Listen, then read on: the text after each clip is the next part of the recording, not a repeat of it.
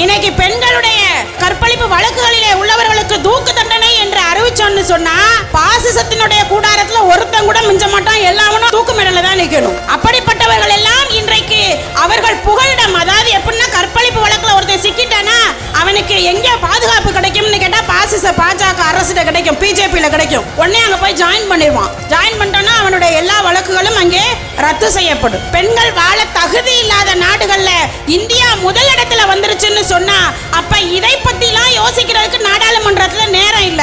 ஏன் தெரியுமா?